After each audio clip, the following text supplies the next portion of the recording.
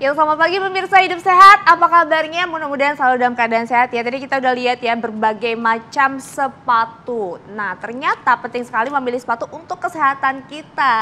Di sini ada saya Intan Samadina dan juga Dokter Haikal. Dokter Haikal, halo Intan, apa kabar? Baik dokter. Betul sekali Intan ya. Jadi kaki ini organ yang sering diabaikan bahwa kaki itu juga butuh wadah alas kaki yang nyaman dan tepat supaya kita bisa sehat, Intan.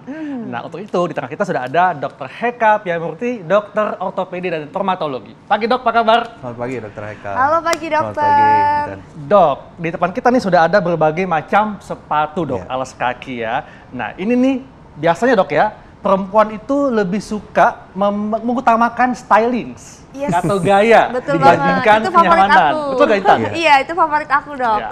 Nah dok, sebetulnya dok ya, sejauh mana pentingnya kita memilih alas kaki yang tepat karena nih ada orang yang lebih mengutamakan gaya dibandingkan kenyamanan dok. Oke. Ya, silakan dok. Jadi sebenarnya yang paling penting itu adalah sehat dulu ya. Sehat dulu ya? Iya, sehat dulu. Karena kalau kita tidak sehat, percuma juga jadi cantik gitu. Akhirnya tidak bisa menikmati hidup.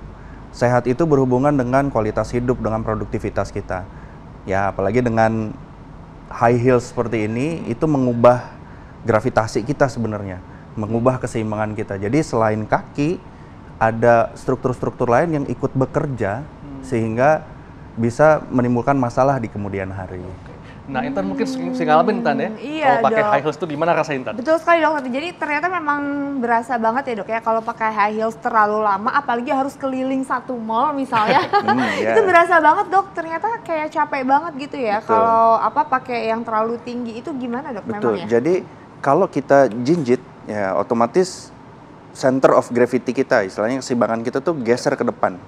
Nah, biar kita tidak jatuh, badan itu merubah keseimbangannya ya. Jadi lebih menekuk lututnya, lebih memundurkan bagian belakang kita dan menekuk bagian pinggang kita. Nah, itu tuh otot-ototnya bekerja Lebih over keras, sebetulnya. Oh, itu yang membuat jadi lebih capek ya. Karena dok, kalau lebih kita lelah. tidak melakukan itu, jatuh jadinya. Wah, betul banget dok.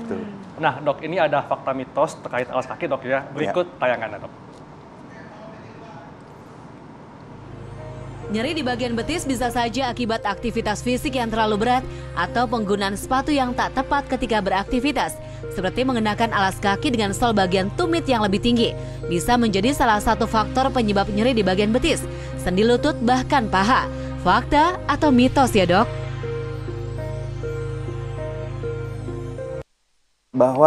Betul bahwa fakta ini Fakta ya? Fakta. bahwa dengan kita menggunakan sol yang lebih tinggi, apalagi yang lebih dari 3 cm, itu bagian belakang tungkai kita bekerja lebih dibandingkan yang seharusnya. Jadi kalau bekerja lebih, sebetulnya orang-orang yang bisa pakai high heels ini butuh skill set tertentu, butuh persarafan spesifik tertentu yang ikut bekerja. Makanya nggak semua orang bisa pakai high heels sebetulnya. Oh gitu dok ya? Iya, jadi ada yang memang sudah terbiasa, tapi banyak yang tidak.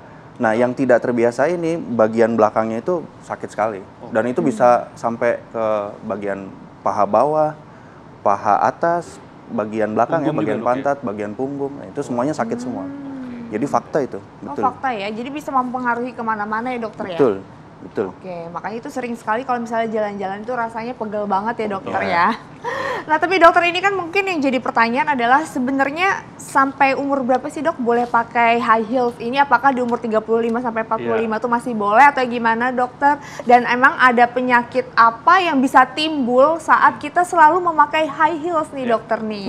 Ini kayak gimana dokter? Karena kan semuanya pasti takut sekali. Karena kan tadi dokter bilang bisa betisnya sakit, pahanya sakit. Nah, efek terburuknya ini apa sebenarnya dokter nih? Sebenarnya kalau dipakai 35 sampai 45 ya. Idealnya sih nggak usah lagi deh pakai high heels sebenarnya. Oh gitu dok? Iya, karena sejak udah usia dari 35? Iya, tumit yang lebih tinggi itu mengganggu keseimbangan kita sebetulnya.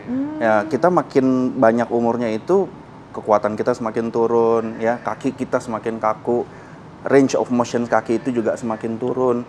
Dan dengan adanya high heels ini, yang sebetulnya tumitnya itu kan kecil banget ya.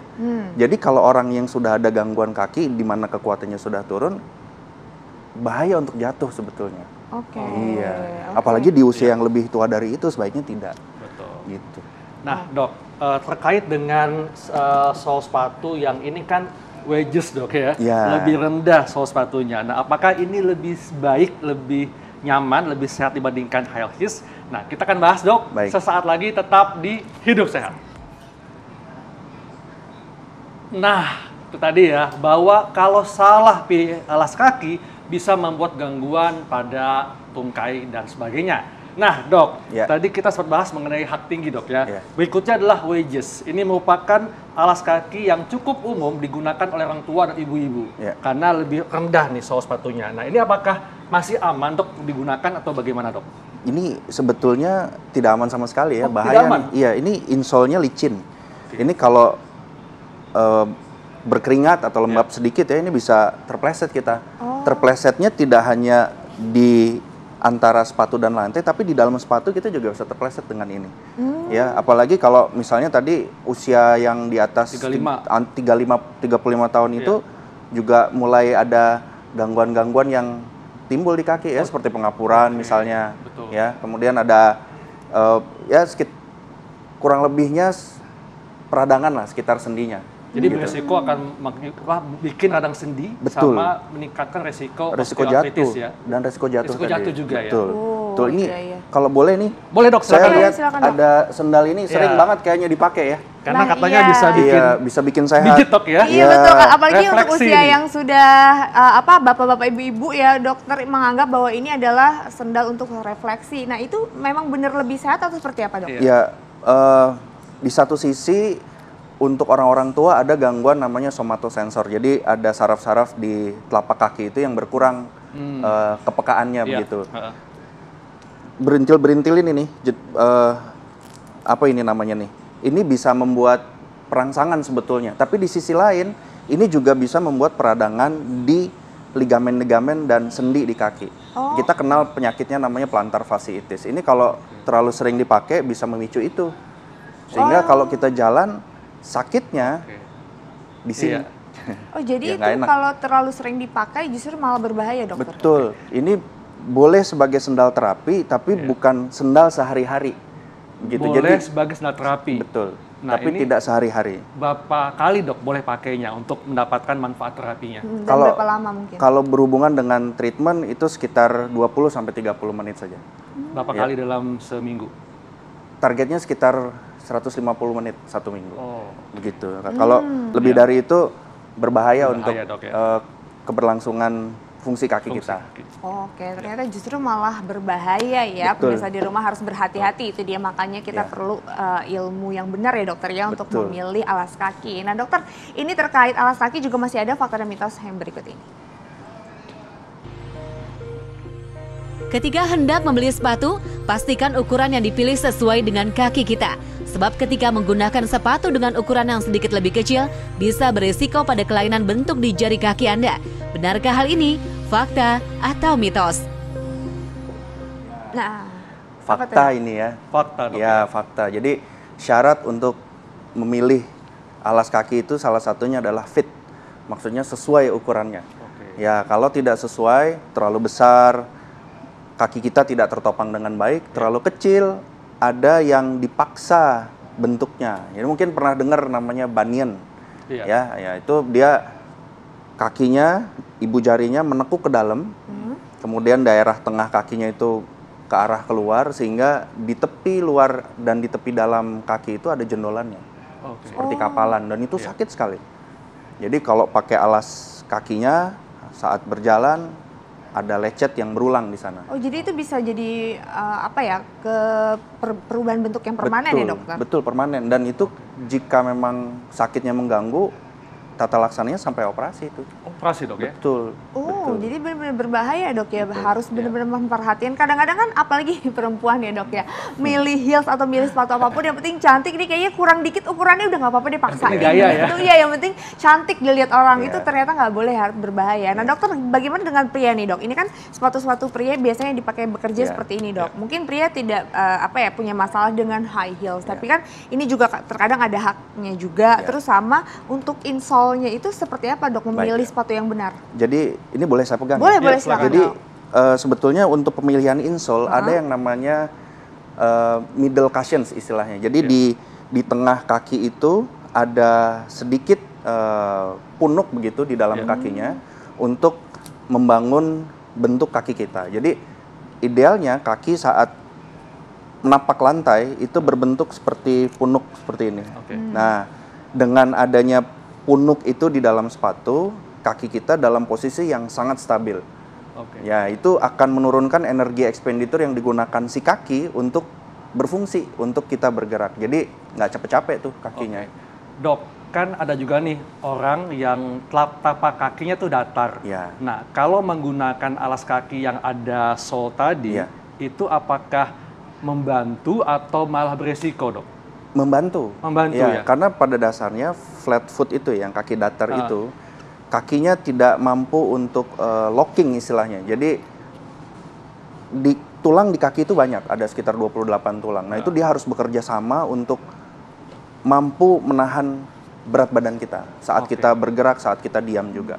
Nah, orang flat foot, hal itu tidak terjadi. Nah, dengan adanya insole tadi yang sedikit naik, dia membantu membentuk arkus istilahnya di kaki kita itu, sehingga kekunci kakinya. Jadi tulang-tulang itu bisa bekerja dengan lebih optimal.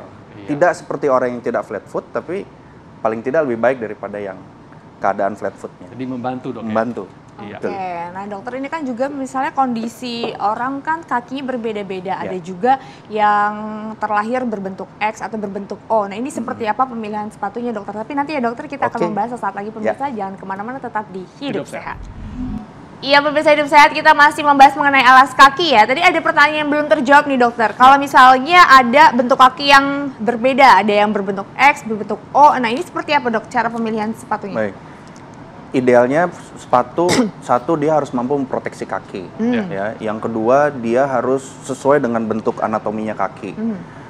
Untuk yang sudah ada kelainan seperti itu lebih baik sepatu yang tertutup, ya kan sekarang banyak tuh ya ada yang sepatu terbuka separuh ya, itu semuanya harus tertutup, tumitnya sedikit lebih tinggi, kemudian di insole-nya itu harus ada punuknya tadi yang saya bilang, jadi membantu fungsi kakinya secara keseluruhan. Kemudian akan lebih baik jika ada talinya, jadi lebih kuat. Oke, ya. Tips dok untuk masyarakat supaya bisa memilih alas kaki yang tepat dan tentunya sehat, bukan hanya untuk gaya doang dok. Baik, satu, pilihlah sepatu yang bisa memproteksi kaki kita, baik cedera dari luar, baik dari dalam, dan yang anti kepleset. Anti kepleset dok ya. Baik. Dan tentunya harus pas di kaki dan tepat dan bukan untuk gaya doang dok ya. Betul. Oke, baik dok, terima kasih untuk penjelasannya dok. Terima kasih banyak dokter penjelasannya. Pemirsa, tidak terasa setengah jam sudah kami menemani Anda. Jangan lupa terus saksikan Hidup Sehat setiap Senin sampai Jumat jam setengah 10 sampai dengan jam 10 pagi hanya di TV One. Dr. Haikal, Saya Intan Somadina. Indonesia Hidup Sehat.